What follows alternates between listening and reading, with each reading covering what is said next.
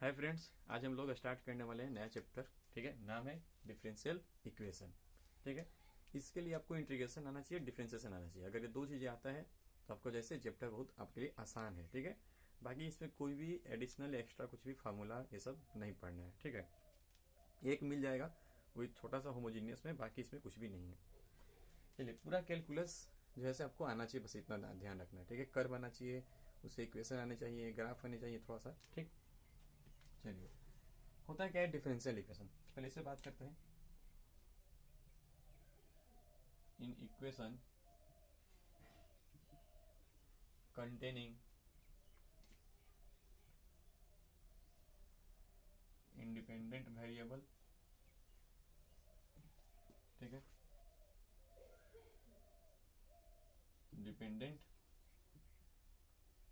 Variable, ठीक, and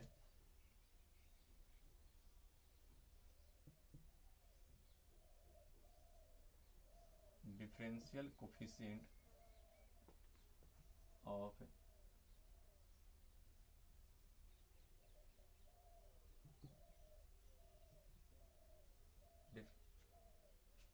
dependent variable with respect to variable.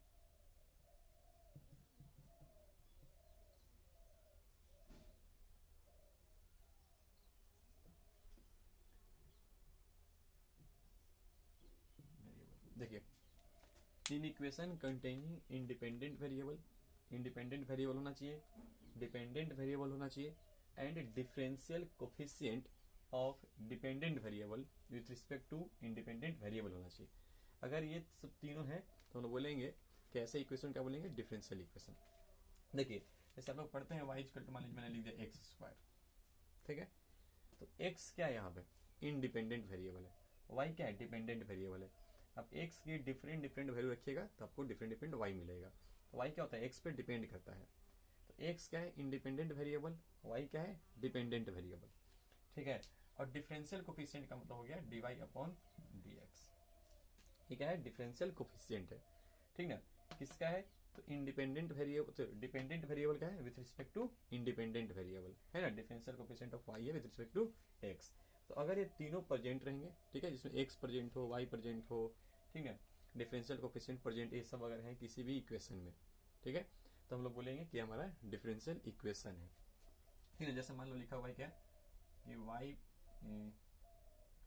D Y upon D X, ठीक है, plus Y equal to 0। तो ये हमारा क्या हो गया, एग्जाम्पल है मान लीजिए। ठीक ना, हमारा डिफरेंशियल इक्वेशन हो गया। ठीक, और मान लीजिए लिख लीजिए, लिख लेते हैं कि X Y into D two Y upon D x square plus D Y upon D x equal to 0। ये भी हमारा क्या है, एक डिफरेंशियल इक्वेशन है। ठीक है, तो ये होता है हमारा डिफरेंशियल इक्वेशन। देखिए, डिफरेंशियल इक्वेशन होते हैं दो टाइप के। ठीक है, हम लोग को पढ़ना है बेसिक टाइप वाला, सिंपल सा ऑर्डिनरी डिफरेंशियल इक्वेशन। ऐसे डिफरेंशियल इक्वेशन जिसमें सिर्फ और सिर्फ है, जब आपका जो डिफरेंशियल कोफिशिएंट है, वो डिफरेंशियल कोफिशिएंट सिर्फ और सिर्फ एक ही इंडिपेंडेंट वेरिएबल के रिस्पेक्ट में होना चाहिए। एक ही इंडिपेंडेंट वेरिएबल के रिस्पेक्ट में होना चाहिए डिफरेंशियल कोफिशिएंट। तो वैसे वाले को बोलते हैं ऑर्डिनरी डिफरेंशियल इक्वेशन। जैसे ये दोनों क्या है, ये दोनों आपके, देखिए इन दोनों में डिफरेंशियल कोफिशिएंट क्या है, D Y upon D X, यानी differential coefficient of Y with respect to X, यानी वेरिएबल एक ही को है, इसमें वेरिएबल तो एक ही है दोनों जगह, एक्स एक्स है। तो इसको लोग बोलते हैं ऑर्डिनरी डिफरेंशियल इक्वेशन। जिस ऐसे डिफरेंशियल इक्वेशन जिसमें दो दो रहेंगे इंडिपेंडेंट वेरिएबल, ठीक है, differential coefficient with respect to जो आपका रहेगा डिपेंडेंट, तो उसमें मान लीजिए दो दो के रिस्पेक्ट में रहेगा डिफरेंशियल कोफिशिएंट, तो उस वाले को हम लोग बोलते हैं पार्शियल डिफरेंशियल इक्वेशन। इसे लिख देते हैं। देखिए, पार्शियल में हम लोग ऐसे यूज करते हैं, मान लीजिए ऐसे लिखा हुआ है, फिर D Y upon del Z लिखा हुआ है इक्वल टू 0 है। अब देखिए यहाँ पे डिफरेंशियल कोफिशिएंट किसके रिस्पेक्ट में, एक्स के रिस्पेक्ट में, यहाँ पे किसके रिस्पेक्ट में, जेड के रिस्पेक्ट में, है ना। तो यहाँ पे एक वेरिएबल ये हो गया इंडिपेंडेंट, ये दूसरा इंडिपेंडेंट है। तो यहाँ पे दो दो इंडिपेंडेंट वेरिएबल हैं, ठीक है ना। डिफरेंशियल कोफिशिएंट दो दो इंडिपेंडेंट वेरिएबल के रिस्पेक्ट में है, ठीक है। तो इसको लोग बोलेंगे पार्शियल डिफरेंशियल इक्वेशन। ये हमारा हो गया पार्शियल डिफरेंशियल इक्वेशन। इसको पढ़ना होता है इंजीनियरिंग कॉलेज में। अगर इंजीनियरिंग की जगह तो वहाँ पे मैथ आपको पढ़ना होगा, बाकी आपको 12th में सिर्फ ऑर्डिनरी पढ़ना है। और जो आपका एनसीईआरटी में है ना, सिंपल उतना ही जैसे आपको आईटी की सोल्यूशन भी है, ठीक है। तो आसान सा कुछ है। चलिए इसी में हम लोग अभी आगे बढ़ते हैं। तो अब नेक्स्ट पॉइंट है, वो है, इसको मिटा दे रहे हैं।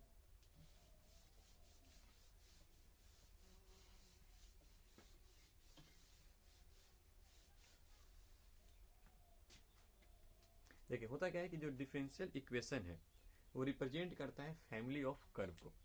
वैसे सारे कर्व जिनमें कोई कॉमन कैरेक्टर हो तो उन सबको जैसे डिफरेंशियल इक्वेशन रिप्रेजेंट करता है। यानी एक नोट करके लिख सकते हैं, note differential equation represents family of curve which have common character. ठीक ना, लिख लीजिएगा, विच हैव कॉमन कैरेक्टर। ठीक ना, ऐसा कर्व जिनमें कॉमन कैरेक्टर हो उन सबको जैसे रिप्रेजेंट करता है डिफरेंशियल इक्वेशन। यानी सिंपल सी बात है कि डिफरेंशियल इक्वेशन क्या है, तो डिफरेंशियल इक्वेशन जैसे कर्व को रिप्रेजेंट करता है, फैमिली ऑफ कर्व को रिप्रेजेंट करता है, फैमिली ऑफ कर्व को रिप्रेजेंट करता है। जैसे कि बताइए, देखिए ये आपका एक ये लाइन हो गया, एक ये लाइन है, ये लाइन है, ठीक ना। इन सब लाइनों में कॉमन प्रॉपर्टी क्या है, ये आपका वाई एक्सिस है, ठीक है, आपका एक्स एक्सिस है। इन सब लाइंस जो यहाँ पे बने हुए इन सब में कॉमन कैरेक्टर क्या है, ये कॉमन प्रॉपर्टी क्या है। जैसे जो सारे लाइन है ना वो ओरिजिन से पास हो रहे हैं, तो ओरिजिन से पास हो रहे हैं तो इनका हम क्या कर सकते हैं, हम इनका एक जो है जनरल सॉल्यूशन लिख सकते हैं। ठीक ना, क्या लिख सकते हैं general solution, y equal to M X. हमने जैसे ही y equal to M X लिख दिया ना, तो ये इक्वेशन इन सारे इस पूरे फैमिली ऑफ लाइंस को रिप्रेजेंट कर रहा है। ठीक है, यहाँ पे हमारा m क्या आर्बिट्री कांस्टेंट है, यहाँ पे डिफरेंट डिफरेंट m रखेंगे तो हमारा डिफरेंट डिफरेंट लाइन का इक्वेशन बनता जाएगा। जैसे मान लीजिए अगर ये लाइन एक और ऐसे खींच दो, y इक्वल टू 3x हो गया, ठीक है। तो यहाँ पे हम लोग m की डिफरेंट डिफरेंट वैल्यू रखेंगे ना, तो हमारा ये जो है डिफरेंट डिफरेंट जो सारे जो लाइन है वो सब हमें मिलते रहेंगे। तो इस पूरे लाइन का इक्वेशन ना लिख करके हमने direct y equal to M X लिख दिया। यानी ये जो इक्वेशन है ये क्या है, ये उस सारे ठीक है ये पूरे फैमिली ऑफ लाइंस को रिप्रेजेंट कर रहा है। और उनमें क्या कॉमन प्रॉपर्टी है कि उस सबके सब ओरिजिन से पास हो रहे हैं, यानी ओरिजिन से पास होने वाले हर एक लाइंस को यहाँ पे लिख दिया गया है। ठीक है, तो ये हमारा हो गया, ये हमारा क्या है कि फैमिली, इस पूरे फैमिली को ये हमारा रिप्रेजेंट कर रहा है। ठीक है, तो ये हमारा, इसको हम लोग बोलेंगे कि कार्टेशियन फॉर्म है। ये किस फॉर्म है, कार्टेशियन फॉर्म है। ठीक ना, ये क्या हो गया, equation of lines which passes to the origin. ठीक है, उन सब का हमारा ये हमने एक लिख दिया इक्वेशन। ठीक है, तो ये हमारा तो है कार्टेशियन फॉर्म है। अगर इसी को लोग डिफरेंशिएट कर देंगे तो हमारा किस में बन जाएगा, डिफरेंशियल फॉर्म में जाएगा, डिफरेंशियल इक्वेशन बन जाएगा। ठीक है, चलिए मान लीजिए इसको हमने डिफरेंशिएट किया तो y का क्या होता है, dy अपॉन dx, ये क्या हो जाएगा m। एक चीज और जानिएगा कि डिफरेंशियल इक्वेशन में ना आर्बिट्री कांस्टेंट नहीं होता है, डिफरेंशियल इक्वेशन हमेशा आर्बिट्री कांस्टेंट से फ्री होता है। ठीक है, तो यहाँ पे हम लोग m नहीं रख सकते हैं। ठीक है, तो यहाँ से m की वैल्यू क्या हो जाएगा, m equal to y upon x हो जाएगा। तो यानी dy upon dx equal to y upon x। ठीक है, ऐसे लिख लो, या फिर इसको आप ऐसे लिख लीजिए, x into D Y upon D X equal to Y, ऐसे लिख लो, या फिर y की तरह लगे तो जीरो लिख लो। ठीक है, तो ये सब सारे क्या हो गए, ये जो आपका है ये आपका हो गया डिफरेंशियल इक्वेशन। और ये डिफरेंशियल इक्वेशन किस चीज को रिप्रेजेंट कर रहा है, तो ये डिफरेंशियल इक्वेशन उन सारे लाइंस को रिप्रेजेंट कर रहा है जो आपका ओरिजिन से पास हो रहा है। यानी ये फैमिली ऑफ लाइंस को रिप्रेजेंट कर रहा है। उन सबकी कॉमन कैरेक्टरिस्टिक क्या है कि वो सबके सब ओरिजिन से पास हो रहे हैं। ठीक है, तो ये हमारा हो गया डिफरेंशियल इक्वेशन। ये दोनों एक ही चीज है, दोनों एक ही चीज को रिप्रेजेंट कर रहा है। ये है कार्टेशियन फॉर्म में और ये है डिफरेंशियल के फॉर्म में। ठीक है, ये डिफरेंशिएशन के फॉर्म में हो गया, डिफरेंशियल इक्वेशन हो गया, ये कार्टेशियन फॉर्म हो गया। तो जब भी डिफरेंशियल इक्वेशन होता है तो क्या करता है कि फैमिली ऑफ कर्व को रिप्रेजेंट कर रहा होता है। ठीक है, उनसे बीच में कुछ कॉमन कैरेक्टर है। अब क्या है कि यहाँ पे आप डिफरेंट डिफरेंट एम रखिएगा ना, तो डिफरेंट डिफरेंट आपको ये सब लाइन मिलता रहेगा। डिफरेंशियल इक्वेशन आपका ये है। ठीक है, अब इस डिफरेंशियल इक्वेशन से आपको क्या करना है, आपको जो पूरे सिलेबस में पढ़ना है, आपको डिफरेंशियल इक्वेशन गिवन रहेगा, बोलेगा कि आप इसका जनरल सॉल्यूशन लिखिए या कार्टेशियन इक्वेशन लिखिए इस तरह से, ठीक है, बोलेगा जनरल सॉल्यूशन लिखने के लिए। ठीक, तो क्या करेंगे, अगर हम लोग इसको इंटीग्रेट कर दें तो ये मिल जाएगा, नहीं तो अगर मान लीजिए डिफरेंशियल इक्वेशन दिया हुआ है तो उसको इंटीग्रेट कर लेंगे, इंटीग्रेट करने के बाद क्या मिल जाएगा, हमें कार्टेशियन फॉर्म में मिल जाएगा। ठीक, तो चलिए इसको इंटीग्रेट करते हैं। एक मिनट, तो क्या है कि जो डिफरेंशियल इक्वेशन होता है, ठीक ना, वो क्या करता है, तो फैमिली ऑफ कर्व को रिप्रेजेंट करता है। ठीक है, जहां पे आपको डिफरेंशियल इक्वेशन दिखे इसका मतलब कि फैमिली ऑफ कर्व को रिप्रेजेंट कर रहा है। उन कर्व में कुछ ना कुछ कॉमन कैरेक्टरिस्टिक रहेगा, कुछ कॉमन उनके प्रॉपर्टी होंगे।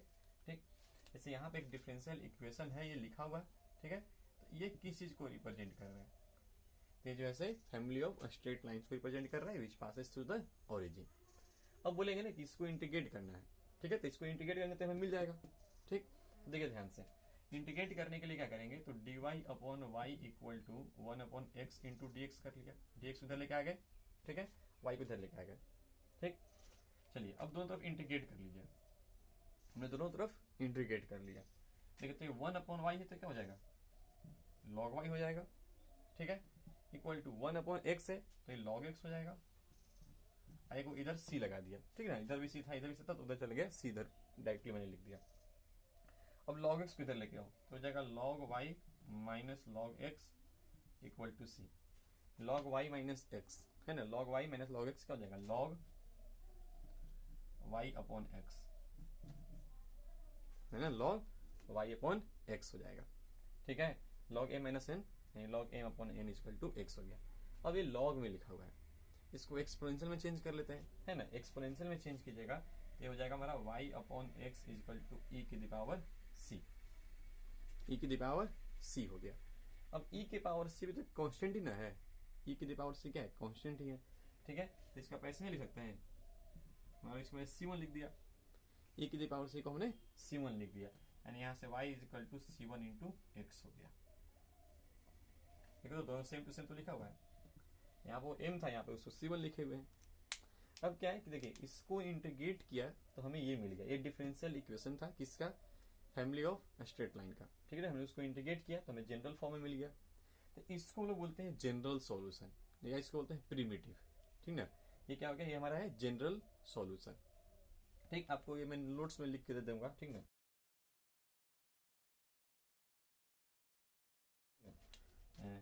चलिए ये हमारा, इसको हम लोग बोलते हैं क्या, जनरल सॉल्यूशन। ठीक है, हमारा हो गया जनरल सॉल्यूशन, या प्रिमिटिव बोलिए इस तरह से, या सॉल्यूशन ऑफ डिफरेंशियल बोलिए। अब देखिए यहाँ पे एक कांस्टेंट क्या है, c1 है, तो अब यहाँ पे क्या हुआ कि जो भी आपका डिफरेंशियल इक्वेशन था आपने उसको इंटीग्रेट किया तो आपको एक जनरल सॉल्यूशन मिलेगा कार्टेशियन फॉर्म में। अब इसमें जितने भी आर्बिट्री कांस्टेंट रहेंगे, इन सब आर्बिट्री कांस्टेंट की जगह पे अगर आप कुछ वैल्यू रखते हैं, ठीक ना, तो क्या मिलेगा, तब आपको उस केस में पार्टिकुलर सॉल्यूशन मिलेगा। यहाँ पर जितने भी यहाँ तो एक ही आर्बिट्री कांस्टेंट है, सिर्फ c1 है। ठीक है, मान लीजिए 2-3 रहता, 3-4 आर्बिट्री कांस्टेंट होते हैं, तो उन सब की अगर वैल्यू रखते हैं उनकी जगह पे डिफरेंट वैल्यू रखते हैं। ठीक है, यहाँ पे मान लीजिए c1 की जगह कभी 1 रखा, 2 रखा, 3 रखा, -5 -10 इस तरह से कुछ भी रखते चले। ठीक है, तो क्या होगा कि डिफरेंट वैल्यू जब भी हम लोग रखेंगे तो उस केस में क्या मिलेगा, हमें पार्टिकुलर सॉल्यूशन मिलेगा। अभी यहाँ पर क्या है, y is equal to c1 into X मिला हुआ है। अब आप यहाँ पे आपका c1 का आर्बिट्री कांस्टेंट है, आप c1 की डिफरेंट वैल्यू रखते जाओ तो क्या मिलेगा, तब पार्टिकुलर सॉल्यूशन मिलेगा। अभी तो ये जनरल सॉल्यूशन है, फैमिली ऑफ स्ट्रेट लाइन का जो ओरिजिन से पास हो रहा है। अब इसमें c1 आपका आर्बिट्री कांस्टेंट है, c1 की जगह पे डिफरेंट वैल्यू रखिएगा तब तो वो सिर्फ एक ही ना कर्व को रिप्रेजेंट करेगा, सिर्फ एक कर्व को रिप्रेजेंट कर रहा होगा। अगर मान लीजिए c1 की जगह पे 1 रख दें तो y इक्वल टू x हो जाएगा, तो सिर्फ एक कर्व को रिप्रेजेंट करेगा। c1 की जगह पे 2 रखिएगा तो y इक्वल टू 2x हो जाएगा, तो वो एक ही कर्व को रिप्रेजेंट करेगा। ठीक है, तो क्या होता है कि जो c1 है आपका, जो आर्बिट्री कांस्टेंट है, उसके जगह पे कुछ आप न्यूमेरिकल वैल्यू रख दीजिएगा तो क्या करेगा, तो उस केस में वो पार्टिकुलर कर्व को रिप्रेजेंट करेगा, तो इसको लोग बोलेंगे पार्टिकुलर सॉल्यूशन।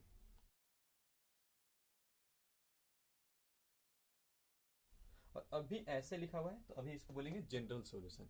जब c1 की जगह वैल्यू रख देंगे तो बोलेंगे पार्टिकुलर सॉल्यूशन, क्योंकि तब उस केस में वो कोई एक ही कर्व को रिप्रेजेंट कर रहा होगा। ऐसे तुम्हारा ये जनरल सॉल्यूशन है, पूरे फैमिली ऑफ कर्व को रिप्रेजेंट कर रहा है। ठीक, चलिए आगे बढ़ते हैं। हमारा नेक्स्ट है ऑर्डर, ठीक ना, ऑर्डर और डिग्री। चलिए ध्यान रखिएगा, जनरल सॉल्यूशन किसे कहते हैं, ठीक है, और जैसे पार्टिकुलर सॉल्यूशन किसे कहते हैं। मान लीजिए y equal to M X है, एक मैं लिख दे रहा हूँ, y इक्वल टू अगर एम एक्स है तो ये आपका जनरल सॉल्यूशन है,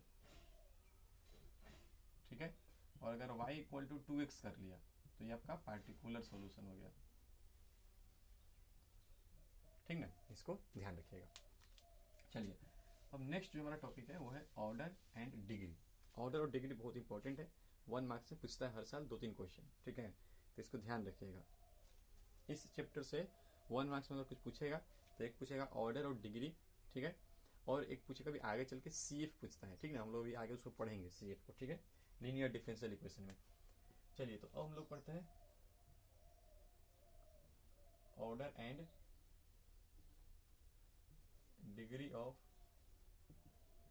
डिफरेंशियल इक्वेशन। सबसे पहला हम लोग है ऑर्डर, ठीक ना, ऑर्डर जैसे किसको बोलते हैं, चलिए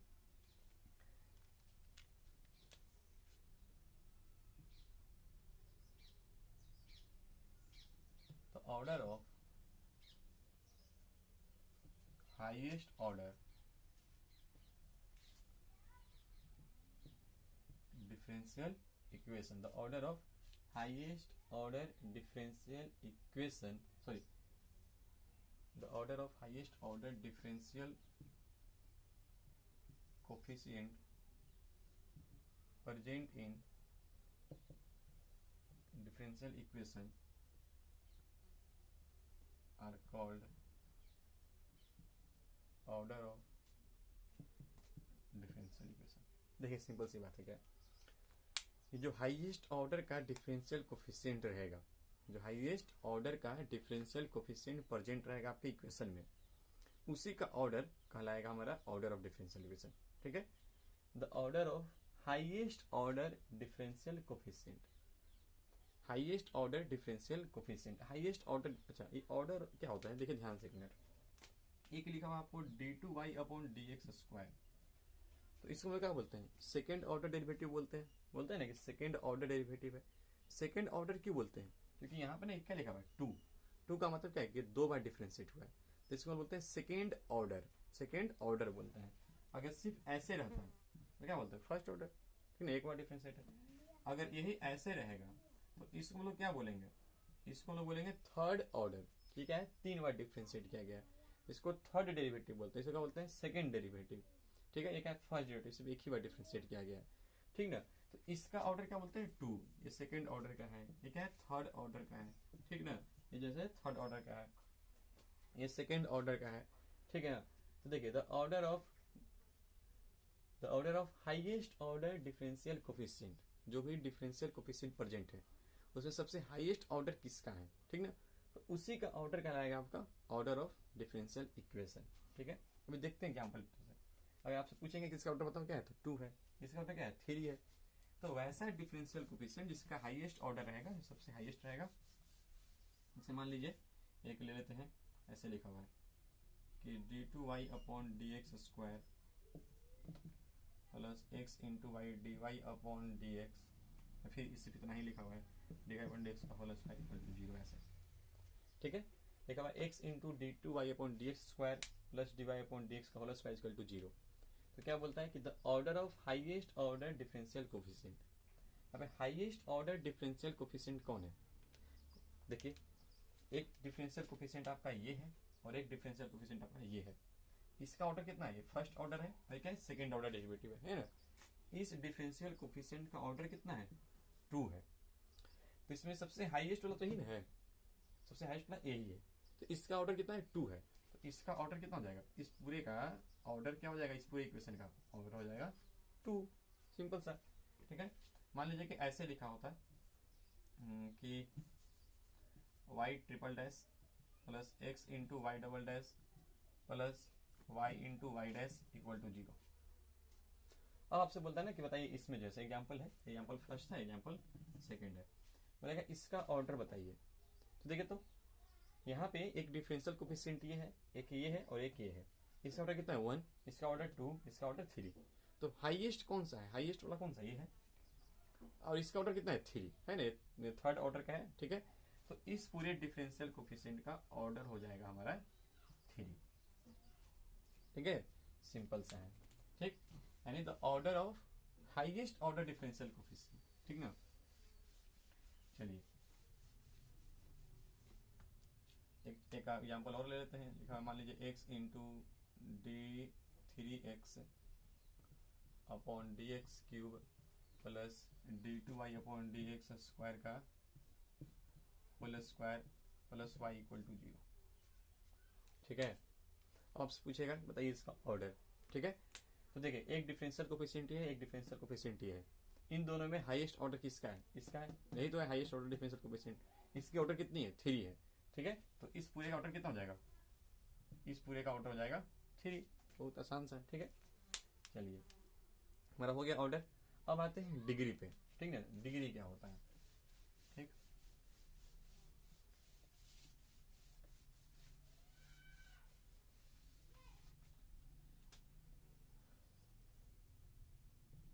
डिग्री पे, ठीक है। देखिए क्या है कि चलो अभी आगे उसको नोट में लिखवा देंगे। चलिए पहले देख लेते हैं degree.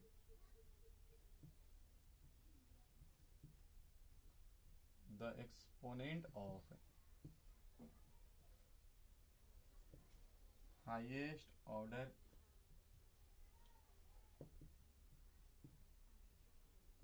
Coefficient present in equation is called degree of differential equation, ठीक ना। provided all the differential coefficient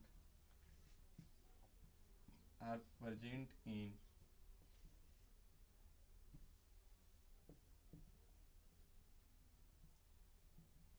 polynomial form। सुनिए ध्यान से, अभी आपने ऑर्डर देखा, ठीक है। तो क्या है कि द एक्सपोनेंट ऑफ यानी पावर जो है किसका, तो हाईएस्ट ऑर्डर डिफरेंशियल कोफिशिएंट का, ठीक ना। जो हाईएस्ट ऑर्डर डिफरेंशियल कोफिशिएंट रहेगा, यानी जहां से ऑर्डर आ रहा था ना, जिसके अनुसार आप ऑर्डर बता रहे थे, उसी का पावर क्या कहलाएगा, उसी का पावर आपका कहलाएगा डिग्री। जिससे आप ऑर्डर बता रहे थे, जिस टर्म के अनुसार आप ऑर्डर बता रहे थे, ठीक ना, जो हाईएस्ट डिफरेंशियल कोफिशिएंट प्रेजेंट था, उसी का ऑर्डर आपका ऑर्डर कहलाता था, ठीक है।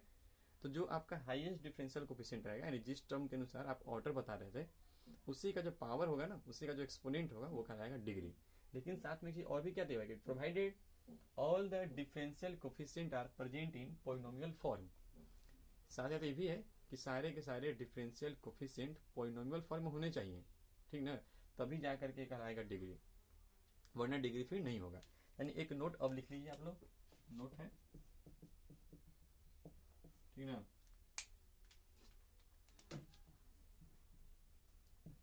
Order of differential equation are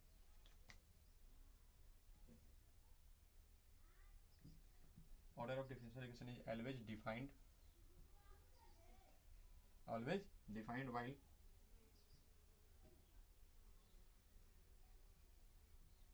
degree need not to be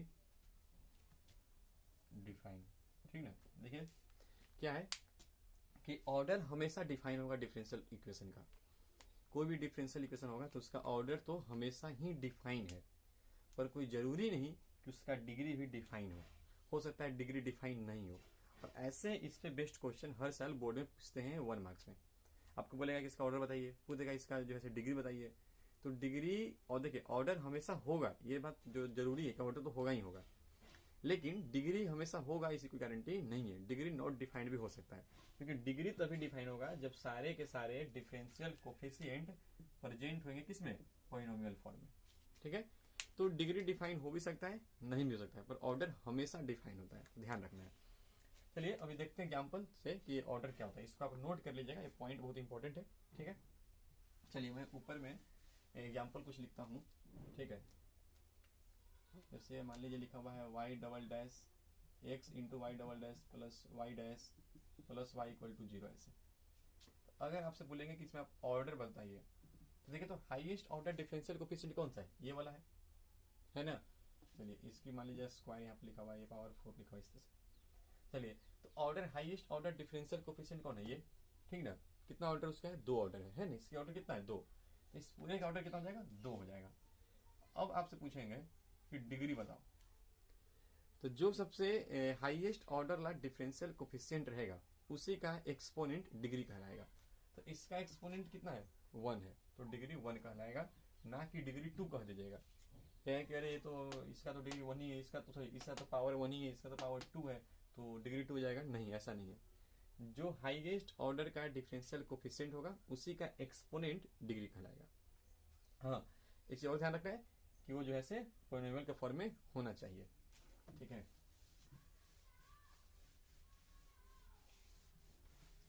चलिए सब नोट कर लीजिएगा अपना, ठीक। और देख लेते हैं इसी में। मान लीजिए लिखा हुआ है sine x plus D Y upon D x plus D two Y upon D x square equal to 0। अगर आपसे पूछेंगे बताइए इसमें ऑर्डर कितना होगा, तो हाईएस्ट ऑर्डर का डिफरेंशियल कोएफिशिएंट कौन है, ये है ना। तो ऑर्डर कितना है इसका, 2, तो ऑर्डर पूरे का 2 कहलाएगा। अगर अब आपसे पूछेंगे कि डिग्री बताइए, मान लीजिए इसका होल पावर मैं 3 कर दूं, उन्हें आपसे डिग्री बताइए, तो यहाँ पर डिग्री 3 नहीं कर सकते हैं। डिग्री 3 कहिएगा तो गलत हो जाएगा, क्योंकि एक डिफरेंशियल कोएफिशिएंट ये भी तो है, और ये पॉलिनोमियल के फॉर्म में कहाँ हमारा डिफरेंशियल कोएफिशिएंट है, ये तो साइन का एंगल में गया हुआ है, ठीक है। पॉलिनोमियल के फॉर्म में तो है ही नहीं, ये तो अपना अलग रहता है टर्म, इस तरह से तो बनता है। ये तो साइन का एंगल में गया हुआ है, तो डिग्री क्या हो जाएगा यहाँ पे हमारा, डिग्री हो जाएगा नॉट डिफाइंड, ठीक ना। डिग्री हमारा डिफाइन नहीं होगा इसमें। चलिए एक और देख लेते हैं। लिखा हुआ है log D Y upon D X, ठीक ना, equal to X plus sine X, ऐसे, ठीक है। अब अगर आपसे यहाँ पे पूछे कि आप ऑर्डर बताओ इसमें, तो ऑर्डर तो 1 हो जाएगा, है ना। ऑर्डर कितना हो जाएगा, 1 हो जाएगा। ऑर्डर हमेशा डिफाइन है, ऑर्डर कोई दिक्कत ही नहीं है। हाईएस्ट ऑर्डर का डिफरेंशियल कोएफिशिएंट यही तो है, डी अपॉन डी एक्स इकलौता यही तो है 6%, तो ऑर्डर तो 1 हो जाएगा। अब अगर आपसे बोलेगा डिग्री बताओ कि डिग्री कितना है, देखिए ये लॉग के साथ है, तो क्या बोलेगा कि इसका डिग्री जो है डिफाइन नहीं है, फिर गलत है, इसका डिग्री होगा। क्योंकि हम लोग ये भी देखने की कोशिश करेंगे कि क्या इसको पॉलिनोमियल फॉर्म में ला सकते हैं क्या, तो हाँ इसको लोग पॉलिनोमियल फॉर्म में ला सकते हैं। दोनों तरफ ई ले लीजिए, ठीक ना। ई लीजिएगा तो क्या हो जाएगा, ये हो जाएगा D Y upon D x equal to E की the power X plus sine X, ठीक है। तो यहाँ पर देखिए ना, यह तो पॉलिनोमियल फॉर्म है, ठीक है। तो इसकी डिग्री कितनी है, 1 है, पावर कितना है, 1। तो अगर आपको पहला बार में कोई दिख रहा होगा ऐसा कि जो आपको पॉलिनोमियल के फॉर्म में नहीं लग रहा हो, तो उसे सोचना है कि क्या इसको लोग ला सकते हैं, क्या बदल सकते हैं, क्या उस तरह से चेंज कर सकते हैं। अगर होने वाला होगा तो करेंगे, उसके बाद फिर हम लोग बताएंगे कि डिग्री और ऑर्डर क्या है। मतलब ऑर्डर तो पहले बता सकते हैं, डिग्री क्या है, ठीक है। अगर मान लीजिए इसी में इसको पहले मिटा देते हैं।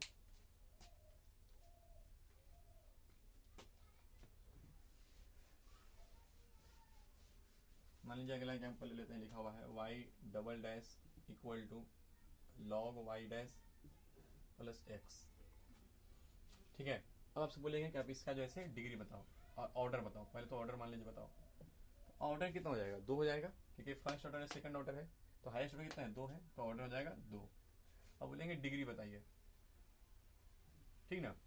तो अब क्या है, ये पॉलिनोमियल फॉर्म में आपको नहीं दिख रहा है, क्योंकि लॉग का आर्गुमेंट में वाई डैश गया हुआ है, ठीक है।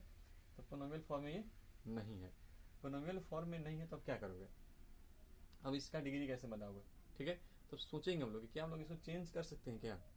तो जो लोग यहाँ पे देखे होंगे वो कहेंगे हाँ चेंज कर दीजिए। तो यहाँ पे जैसे चेंज कीजिएगा ना, तो अगर यहाँ से लॉग हटेगा तो इधर आ करके बन जाएगा ई। मान लो कि एक्स यहाँ पे नहीं है, ऐसे मान लीजिए एक्स इधर लिखा हुआ है ऐसे। अब आप यहाँ पर ई लीजिएगा, तो ई जैसे आप लीजिएगा तो यह तो आपका वाई डैश बन जाएगा, लेकिन अब यहाँ ना बन जाएगा इस तरह से, ठीक है। तो अब ये वाला पॉलिनोमियल फॉर्म में नहीं है, अब ये ई के पावर में चला के जा चुका है, ठीक है। तो इसमें क्या है कि अगर इधर चेंज कीजिएगा तो इधर बन जाएगा उसमें पॉलिनोमियल में, इधर अगर पॉलिनोमियल नहीं है तो इधर पॉलिनोमियल में है, तो इसको हम लोग चेंज नहीं कर सकते हैं। यानी इस केस में ऑर्डर क्या हो जाएगा, नॉट डिफाइन हो जाएगा, ठीक है, लिख लेना है। तो ये हमारा हो गया ऑर्डर एंड डिग्री का, ठीक है। तो आपको फर्स्ट एक्सरसाइज में सिर्फ ऑर्डर और डिग्री ही बताने वाले क्वेश्चन है, ठीक है। तो उनको कीजिएगा अच्छे से, ठीक है। हम लोग आगे बढ़ते हैं, कुछ एग्जाम्पल ले लेते हैं एनसीईआरटी से, ठीक। जो 9.2 में है, आपको 9.1 में था इतना सा बनाना है, ठीक। अब 9.2 की थोड़ा बात कर लेते हैं, ठीक है। देखिए हमारा जो मेन जो एक्सरसाइज स्टार्ट होने वाला है, जो हमारा मेन जो टॉपिक स्टार्ट होने वाला है वो है 9.4 से। 9.4, 9.5 और 9.6, यही 3 इंपॉर्टेंट है और इन्हीं 3 से एक क्वेश्चन 5 मार्क्स से पूछेगा, ये बात की गारंटी है 100%, ठीक है। और सीबीएसई में भी और बिहार बोर्ड में भी। बाकी शुरुआत में 9.1 से आपका था ऑर्डर, वो 5 मिनट में आपसे बन जाएगा, है ना। ऑर्डर और डिग्री बताना है, 5 मिनट से ज़्यादा नहीं लगने वाला, 2-3 मिनट में बन जाएगा, ठीक है। 2 मिनट में बन जाएगा, ठीक है। उसके बाद आपका जो सेकंड एक्सरसाइज है उसमें क्या है कि आपको इस तरह के क्वेश्चन मिलने वाले हैं। यहाँ क्या है कि कह रहा है कि verified that the function y equal to this is a solution of differential equation this, ठीक है। बोल रहा है कि ये बताओ कि इस डिफरेंशियल इक्वेशन का ना ये क्या है, सॉल्यूशन है। कोई दिक्कत नहीं, हम लोग आसानी से इसको बना देंगे, ठीक ना। सिर्फ करना क्या है ना कि यहाँ से आप फाइंड कीजिए इसकी वैल्यू और ला के आप पुट कर लीजिए। अगर वेरीफाई सेटिस्फाई कर गया, अगर 0 के इक्वल आ गया तो सही है, नहीं तो फिर नहीं होगा। ये आसान सा है। फिर 9.3 भी आपका एक डिफरेंट तरह का है, उसको हम लोग करेंगे भी आगे, पहले इसको भी देखते हैं, ठीक। देखिए पहला क्वेश्चन क्या है, बोल रहा है कि y इक्वल टू e की पावर -3x। कह रहा है कि वेरीफाई कीजिए कि जो फंक्शन है ये क्या है, सॉल्यूशन है किसका, तो इस डिफरेंशियल इक्वेशन का, ठीक है। तो हम लोग क्या करेंगे ना कि हम लोग जैसे यहाँ से जो आपका ये दिया हुआ है इसके हेल्प से हम लोग ये और ये टर्म की वैल्यू निकाल लेते हैं और फिर यहाँ पे लाके पुट कर लेंगे। सेटिस्फाई कर जाएगा तो सॉल्यूशन है, सेटिस्फाई नहीं करेगा तो सॉल्यूशन नहीं है। आपको यही करना है पूरे एक्सरसाइज में, वैल्यू निकाल के उसमें पुट कर देना है।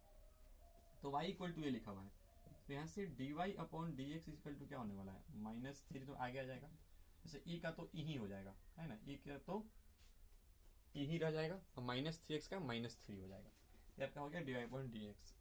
अब फाइंड कर लो d2y upon D x square, तो ये कितना मिलेगा, माइनस जो है ये हो जाएगा +9 हमारा। पहले तो e को कीजिएगा, e का तो यही रह जाएगा, ठीक है। माइनस तो कॉन्स्टेंट है, वो तो इंटू में रहेगा। अब -3x का फिर -3 यानी हो जाएगा 9, ठीक है। ये हो गया आपका। अब क्या कीजिएगा, अब लिखेंगे यहाँ पे पुटिंग द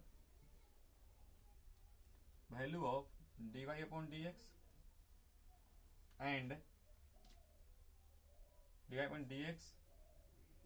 देखिए ऐसे लिखेगा, putting the value of d2y upon D x square comma dy upon D x and y, है ना, यहाँ पर y भी है तो y की वैल्यू पुट कर लेंगे, and y in given differential equation. Given differential equation है, वैल्यू पुट कर लीजिए।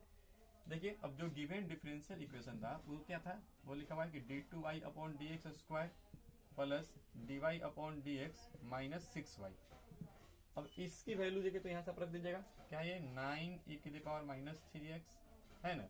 D upon D x value ये क्या है, -3 इंटू e की पावर -3x -6 इंटू y की वैल्यू कितनी है, e की पावर -3x, ठीक है।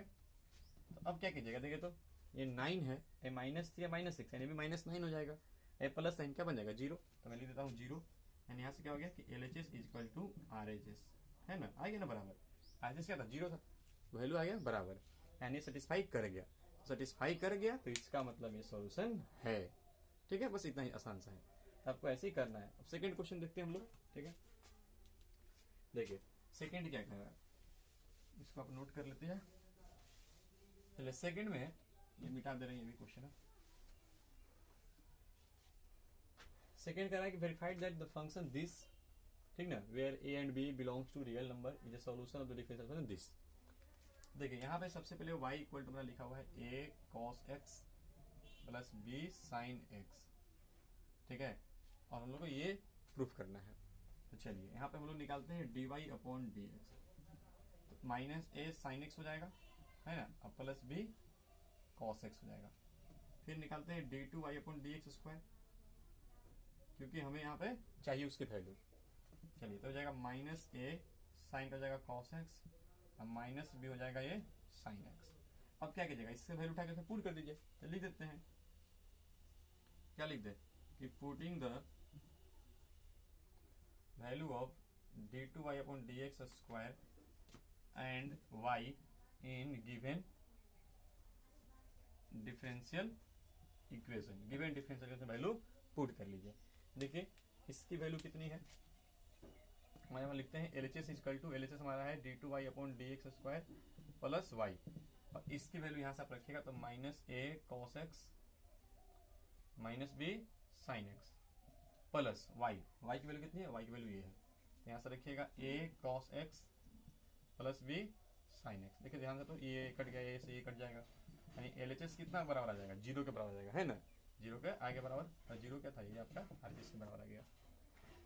क्या हो गया, वेरीफाई हो गया, यानी है। अगर नहीं होता है यहाँ पे 0 नहीं आता, ये मतलब LHS RHS बराबर नहीं आएगा तो वेरीफाई नहीं होगा, यानी मतलब वो सोल्यूशन नहीं है। अगर LHS RHS का इक्वल आ गया तो सोल्यूशन है। ठीक है, तो इस तरह से प्रूफ करना है। अब जो थर्ड में है, जो 9 पॉइंट एक्सरसाइज 3 है, ठीक ना, उससे पढ़ना है फॉर्मेशन ऑफ डिफरेंशियल इक्वेशन, यानी जनरल सॉल्यूशन गिवन रहेगा और आपको डिफरेंशियल इक्वेशन बनाना है। बाकी आगे एक्सरसाइज में हम लोग पढ़ेंगे उल्टा, 9.4, 5 और 6 में हमें डिफरेंशियल इक्वेशन गिवन रहेगा और हम लोग को वहां से जनरल सॉल्यूशन या पार्टिकुलर सॉल्यूशन फाइंड करना होगा। एक क्वेश्चन अभी हम करके दिखाए थे स्ट्रेट लाइन वाला, ठीक है, तो मेन हम लोग का वही करना है, लेकिन 9.3 में उल्टा एक करना है। क्या करना है कि आपको जनरल सॉल्यूशन गिवन रहेगा और डिफरेंशियल जो है इक्वेशन आपको बनाना होगा। तो चलिए उसको देखते हैं, इसको मिटाते हैं।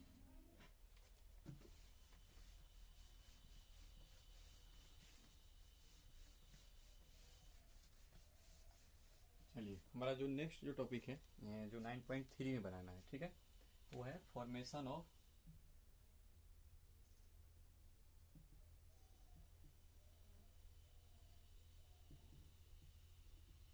Differential equation. ठीक है, बाकी 9.4, 5, 6 में हम लोग उल्टा काम करेंगे। ठीक है, हम लोग को जनरल सॉल्यूशन फॉर्म करना होगा, डिफरेंशियल दिया रहेगा, इसमें जनरल दिया रहेगा और डिफरेंशियल बनाना है। ठीक है, ये एक्सरसाइज उल्टा है।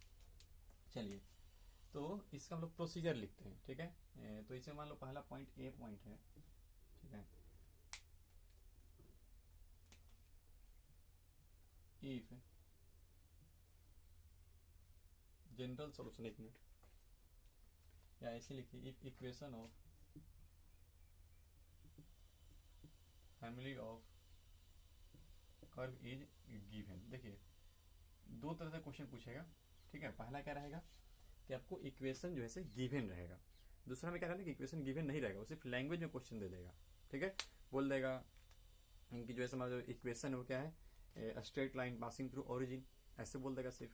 ठीक है, एक ऐसा होगा जिसमें इक्वेशन आपको गिवन रहेगा। ठीक है, तो मान लीजिए जिसमें नहीं गिवन रहेगा इक्वेशन, जिसमें सिर्फ लैंग्वेज में क्वेश्चन रहेगा, तो हम लोग लैंग्वेज पढ़ के उससे इक्वेशन को खुद से लिख लेंगे, और खुद से लिखने के बाद जो आगे जो प्रोसीजर लिखवाएंगे उसी को फॉलो कर लीजिएगा। ठीक है, जो पहला जो प्रोसीजर होगा, जो पहला जो हमारा कह लीजिए स्टेप होगा, वो है count the number of independent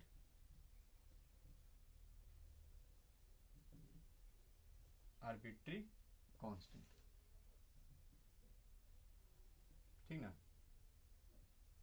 से एन। ठीक है, देखिए पहला जो हमारा काम था क्या है, वो कह रहा है कि count the number of independent arbitrary constant. ठीक ना, आपका जो इक्वेशन लिखा हुआ है उसमें कितने आर्बिट्री कांस्टेंट है, इंडिपेंडेंट आर्बिट्री कांस्टेंट। ठीक ना, उन सबको काउंट करना है, सबसे पहला स्टेप हमारा। ठीक है, मान लिया हमने बोला कि से एन, मान लीजिए कि उसमें जो है आपको एन जो है आर्बिट्री कांस्टेंट थे। ठीक है, तो देखिए अब इसको काउंट क्यों करना है, तो इसे काउंट क्यों करना है, तो एक चीज नोट लिख लीजिए। ठीक ना, इसको काउंट क्या करना है, होता क्या है कि जितने आर्बिट्री कांस्टेंट होंगे उतना ही आपका ऑर्डर होगा डिफरेंशियल इक्वेशन का। ठीक है, अगर मान लीजिए आर्बिट्री कांस्टेंट 2 है, तो इसका मतलब जो आपका डिफरेंशियल इक्वेशन बनने वाला है उसका ऑर्डर कितना होगा, 2 ही होगा। तो ऑर्डर 2 ही होगा, इसका मतलब क्या है कि उसको 2 बार डिफरेंशिएट करना है। कितने बार डिफरेंशिएट करना है, 2 बार डिफरेंशिएट करना है। ठीक है, तो इस चीज को ध्यान रखिएगा, इसको मतलब याद करना है कि जितना जो है बोलेगा कि जितने आर्बिट्री कांस्टेंट रहेंगे उतना ही जो है ऑर्डर होता है, तो उसी चीज को नोट में लिखवा दे रहे हैं। ठीक है,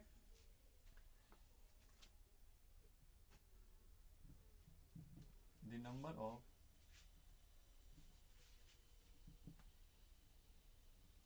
independent arbitrary constant will be the order of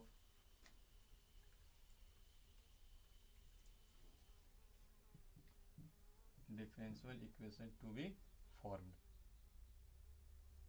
देखिए ध्यान से, टू बी फॉर्म्ड, ठीक ना। क्या है कि the number of independent arbitrary constant, जितने आर्बिट्री कांस्टेंट होंगे, आपको मैं पहले बता दिया कितने आर्बिट्री कांस्टेंट होंगे उतना ही जो है ऑर्डर उसका होगा।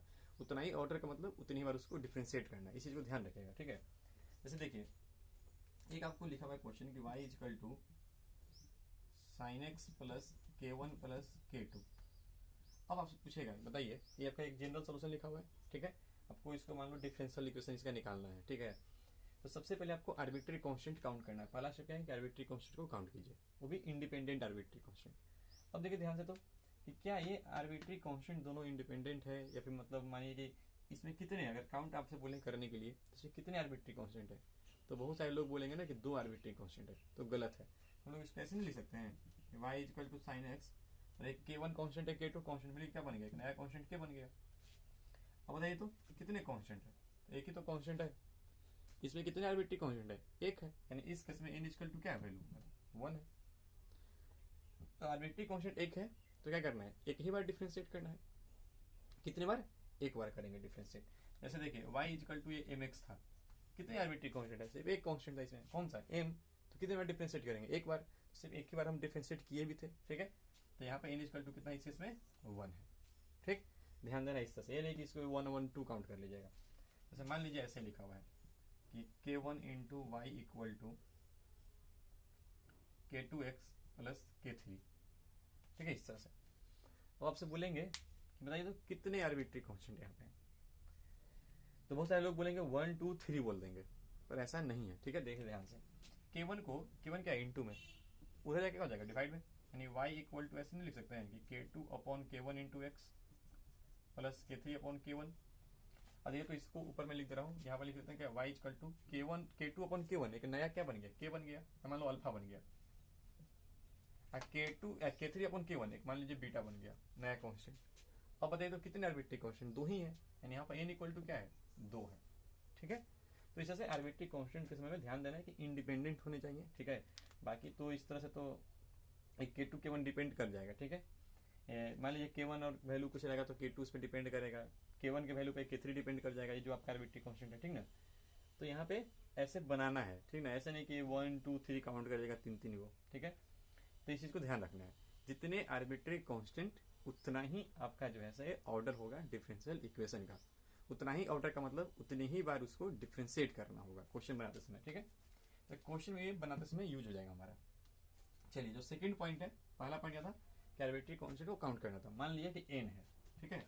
तो दूसरी बार क्या करना है, डिफरेंशिएट कर देंगे कितने बार, n टाइम्स। दूसरे स्टेप में क्या करेंगे, n टाइम्स हम लोग डिफरेंशिएट कर देंगे।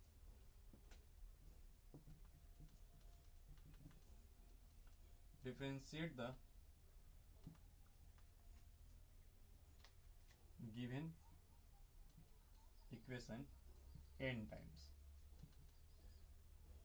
कितना टाइम्स करना है डिफरेंशिएट, n टाइम्स, ठीक है, n टाइम्स उसको डिफरेंशिएट कर देना है। एंड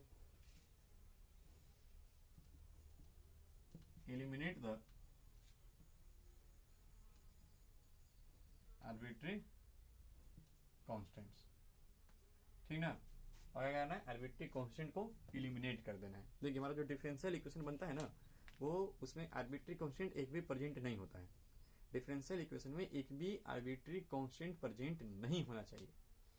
तो जब आपको क्या करना है कि आपने पहले तो काउंट किया, तो काउंट करने से आपको ऑर्डर मालूम चल गया कि आपके डिफरेंशियल इक्वेशन का ऑर्डर कितना होने वाला है। उसके बाद आप उतनी बार उसको डिफरेंशिएट कर दिए। अब क्या करेंगे कि डिफरेंशिएट करने के बाद अब आपको क्या करना है कि अब आपको आर्बिट्री कांस्टेंट को हटाना है, आर्बिट्री कांस्टेंट को रिमूव करना है। कैसे रिमूव होगा, देखिए एक आपके पास इक्वेशन गिवन था, जब इसका आर्बिट्री कांस्टेंट जैसे काउंट करने पर n था, तो आपने n बार उसको डिफरेंशिएट किया, तो n बार डिफरेंशिएट करने से n इक्वेशन मिल गया और एक इक्वेशन पहले से था, तो n+1 इक्वेशन आपके पास हो गया। तो n+1 इक्वेशन के हेल्प से आप सबको अपना एलिमिनेट कीजिए, ठीक है। सारे आर्बिट्री कांस्टेंट को एलिमिनेट कीजिए। आर्बिट्री कांस्टेंट n था तो आपके पास n वेरिएबल है और n+1 इक्वेशन है, तो उन सबको एलिमिनेट करके लास्ट वाले में पुट कर लीजिए वैल्यू इस तरह से। ठीक है, आपको जैसे एलिमिनेट करना ही करना है। डिफरेंशियल इक्वेशन में एक भी जो है से आर्बिट्री कांस्टेंट नहीं होना चाहिए। ठीक है, चलिए फिर थर्ड पॉइंट क्या है,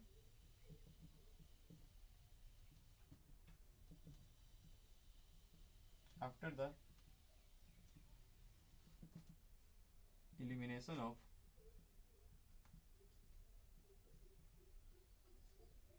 arbitrary constant, ठीक ना, आर्बिट्री कांस्टेंट को रिमूव करने के बाद जो आपका जो बच गया, जो डिफरेंशियल जो आपने जो पाया, ठीक ना, आपका जो डिफरेंशियल इक्वेशन जो रह गया वो क्या आपका, वही आपका रिक्वायर्ड डिफरेंशियल इक्वेशन है। ठीक ना, after the elimination of arbitrary constant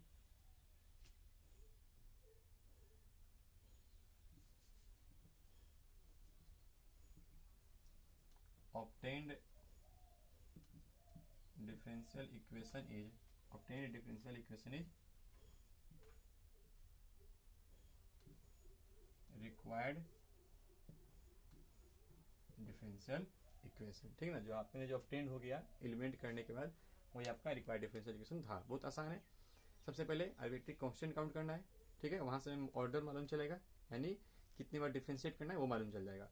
उसका डिफरेंशिएट कीजिएगा तो क्या करना है कि सब में से जो है हमारा जो है एक ऐसा डिफरेंशियल इक्वेशन हमें रखना है जिसमें कोई भी आर्बिट्री कांस्टेंट नहीं होना चाहिए। आर्बिट्री कांस्टेंट से छोड़ देना, उसको हटा देना है।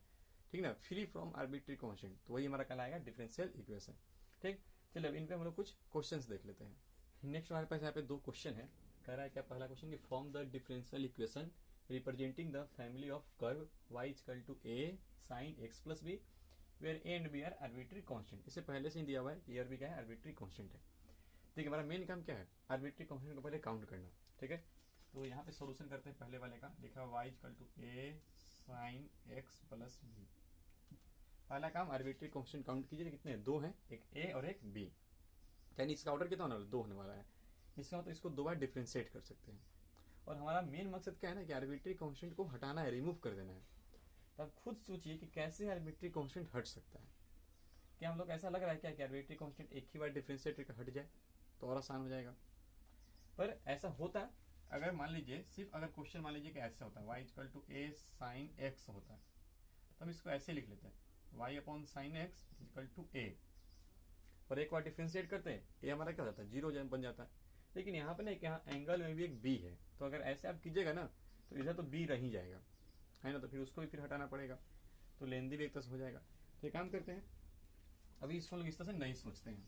ठीक है, इस तरह से सोचेंगे क्वेश्चन को, हमारा मेन काम क्या आर्बिट्री कांस्टेंट को हटाना है, तो ऐसे भी सोचेंगे ही सोचेंगे। ठीक है, चलिए तो यहाँ पे हम लोग पहले तो इसको डिफरेंशिएट करते हैं। आर्बिट्री कांस्टेंट दो है, यानी दो बार डिफरेंशिएशन होगा। तो ए तो कांस्टेंट है तो ए रह जाएगा, और साइन का डिफरेंशिएशन कॉस हो जाएगा।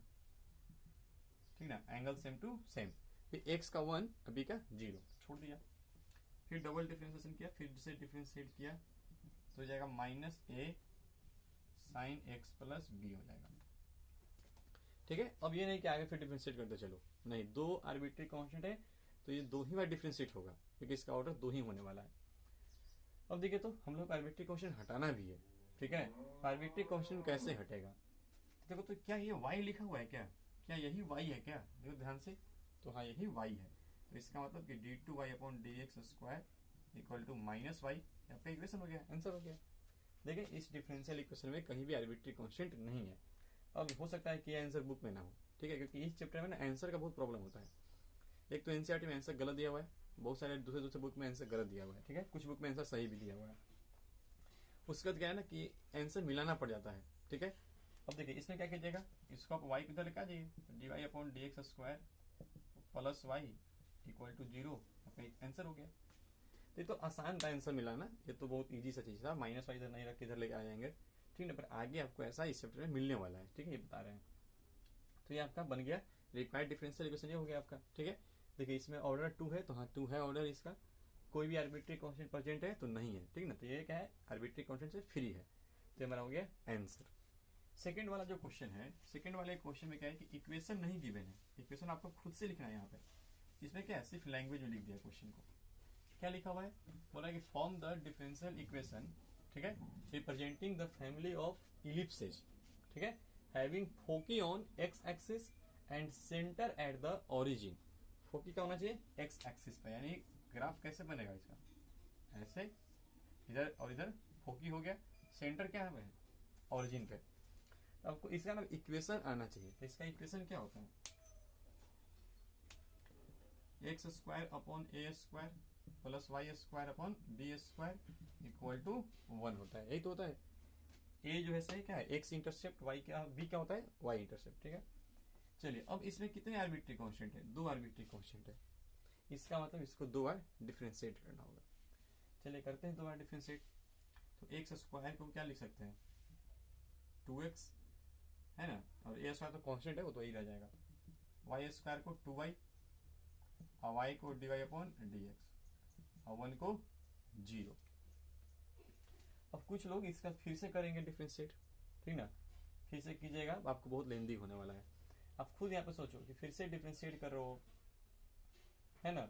अभी अगर यहाँ पे कर दो फिर से डिफरेंशिएट, तो क्या ए और बी हट रहा है क्या, हमें तो मेन काम क्या हमारा, ए और बी को रिमूव करना है ना। ए और बी आपका यहाँ से रिमूव होने वाला है क्या, नहीं होने वाला है। तो एक काम करते हैं, इसको मैं लोग ऐसे लिख सकते हैं कि 2y अपॉन बी स्क्वायर, ठीक ना, dy upon dx equal to minus 2x upon a square लिख सकते हैं। 2 से 2 कैंसिल हो गया, ठीक ना। इसको मिटा दे रहा हूं, इसको मिटा ही देते हैं, ठीक है। अब यहां से आप क्या लिख सकते हैं, आप लिख सकते हैं ऐसे y upon b square dy upon dx equal to minus x upon a square. अब इसको ना मैं ऐसे लिख लेता हूँ कि y upon x dy upon dx equal to minus b square upon a square, ठीक है, ऐसे चेंज कर लिया।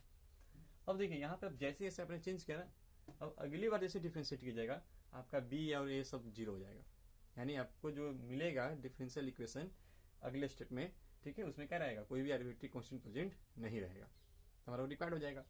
हाँ ये है कि थोड़ा सा वाई अपॉन एक्स हो गया ना, तो थोड़ा सा आपको लगेगा कि यू अपन वी पे इस तरह से होने वाला होगा।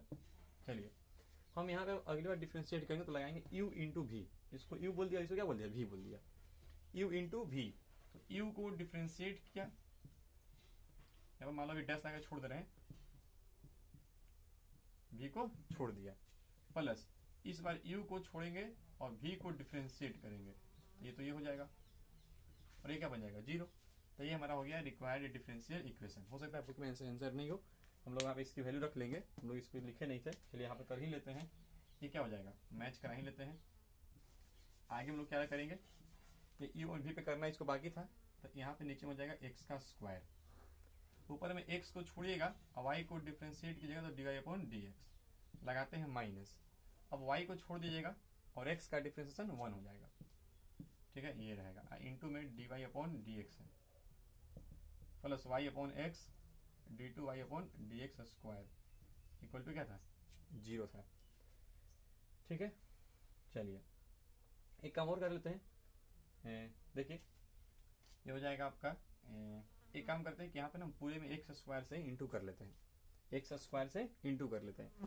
तो यहाँ पे एक्स स्क्वायर से मल्टीप्लाई किया तो एक्स स्क्वायर कैंसिल आउट हो जाएगा, एक्स स्क्वायर से एक्स स्क्वायर कैंसिल आउट, ठीक है। तो कैंसिल आउट होने के बाद क्या हो जाएगा, ये हो जाएगा x into D Y upon D x का होल स्क्वायर, है ना। ये वाला जो इंटू होगा ना इसमें, ये तो कैंसिल आउट हो जाएगा, ये वाला इसमें इंटू हो जाएगा, तो x into this minus y into D Y upon D x. और जब यहाँ पे एक्स स्क्वायर इंटू कीजिएगा, एक्स स्क्वायर तो पूरे में इंटू हुआ था, तो इस वाले टर्म से तो कैंसिल हो गया, यहाँ पे एक्स स्क्वायर इंटू कीजिएगा तो नीचे वाला एक्स कैंसिल आउट हो जाएगा, तो एक एक्स तो बच जाएगा ना, x into y d two Y upon D x square equal to क्या हो जाएगा 0, ठीक है। तो हमारा हो गया रिक्वायर्ड सॉल्यूशन, हमारा आंसर आ गया है, ठीक। तो आसान सा था, ठीक ना। तो हमें बस ये सोचना है कि कैसे भी तरह से, किसी भी तरह से हम लोग को ए और बी को हटाना है, रिमूव करना है, जो भी आर्बिट्री कांस्टेंट रहेगा, अल्फा बीटा जो भी रहेगा लिखा हुआ, हम लोग को मेन उसी को रिमूव करना है।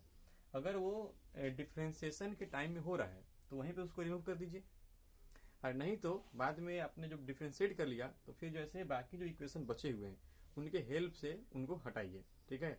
जैसे हम लोग इसके पिछले वाले क्वेश्चन में किया था, वहां पे ऊपर वाले के हेल्प से उन सबको रिमूव कर दिया था, ठीक है, सब्स्टिट्यूशन से, ठीक है।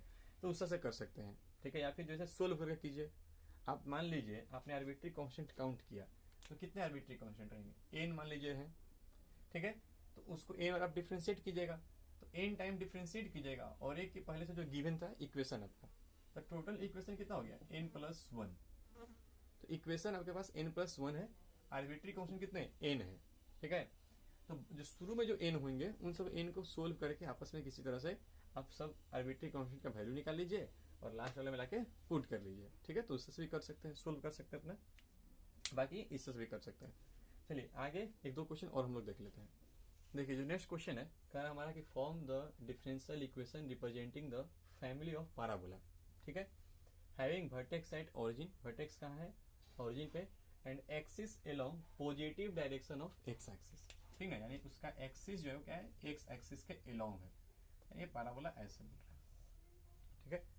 वर्टेक्स यहाँ ओरिजिन पे हो गया और इसका एक्सिस किधर है एक्स एक्सिस के अलोंग है, ठीक ना, एक्सिस मतलब मेजर एक्सिस जो हम लोग पढ़ते हैं। चलिए तो इसका इक्वेशन आपको पता होना चाहिए, इक्वेशन क्या होता है y² = 4ax होता है, ठीक है, आपका ये इक्वेशन है। बस ये आपको याद होना चाहिए, सब आना चाहिए, आपको पढ़े हुए होंगे अगर 11th में सही से तो सब याद होगा, और ऐसे एरिया अंडर कर्व में सब हम बताए हुए हैं। तो यहाँ से अब देखिए कितने आर्बिट्री कांस्टेंट, एक आर्बिट्री कांस्टेंट, यानी सिर्फ एक ही बार डिफरेंशिएट करना है।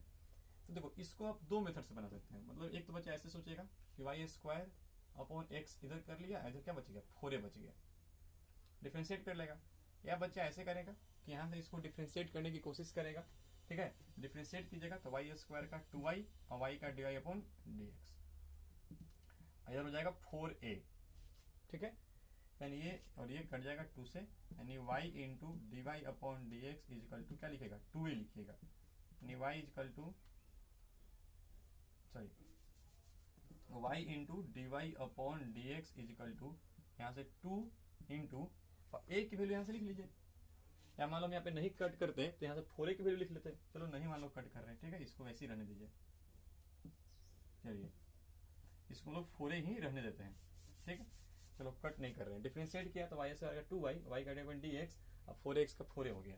अब यहाँ पे 2y इंटू dy/dx हमारे पास आर्बिट्री कांस्टेंट एक ही था, तो हम लोग एक ही बार डिफरेंशिएट करेंगे, यानी कि फिर डिफरेंशिएट कर देना, कहना है कि अगला बार डिफरेंशिएट करेंगे तो 4a तो 0 हो ही जाएगा, तो कर लेते हैं डिफरेंशिएट, नहीं भाई उतने ही बार डिफरेंशिएट करना जितने आर्बिट्री कांस्टेंट है, और उसके बाद आपको आर्बिट्री कांस्टेंट हटाना है, ये नहीं कि इसको एक बार फिर डिफरेंशिएट कर लिया, देखा कि 4a है, तो ऐसा नहीं करना है।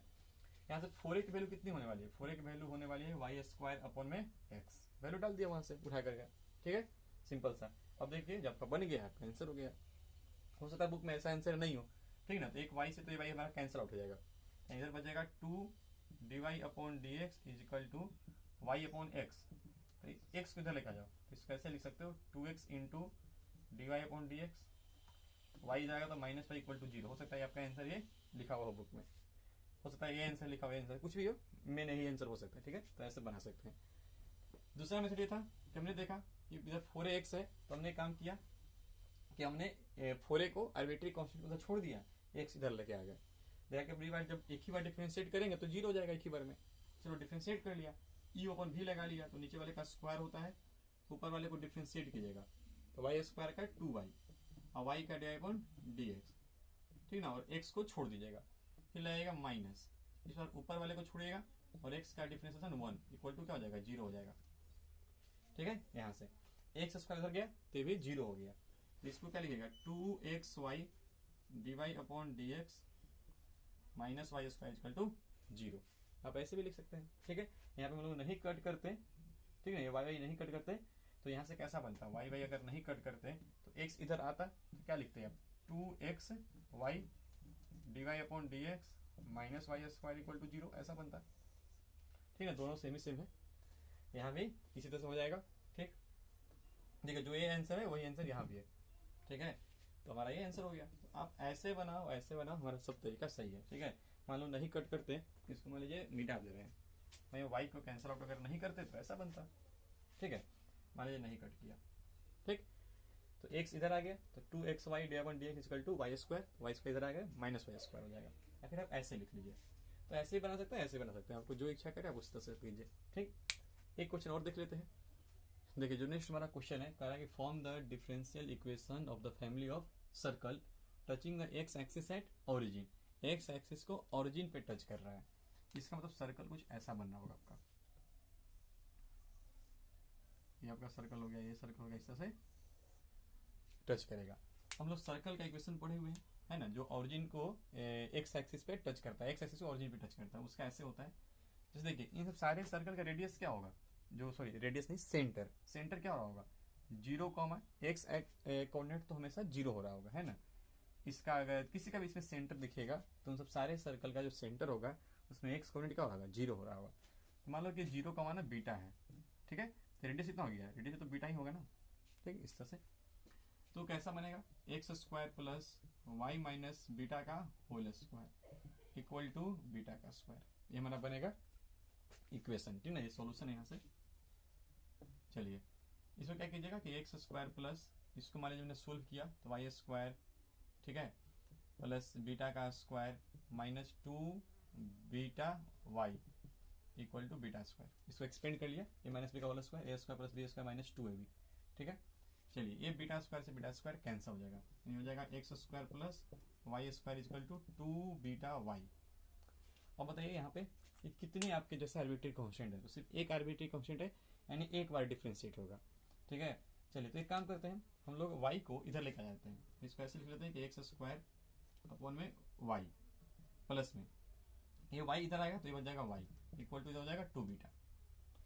अब जैसे हम लोग डिफ्रेंशिएट करेंगे 2 बीटा हमारा 0 हो जाएगा, डिफ्रेंशिएट कर लीजिए, डिफ्रेंशिएट कीजिएगा तो इसको नीचे में तो स्क्वायर कर लीजिए, ऊपर वाले का डिफ्रेंशिएशन 2x, y को छोड़ दीजिए, माइनस ऊपर वाले को छोड़ दीजिए, नीचे वाले को डिफ्रेंशिएट कीजिएगा तो ये आ जाएगा, ठीक है।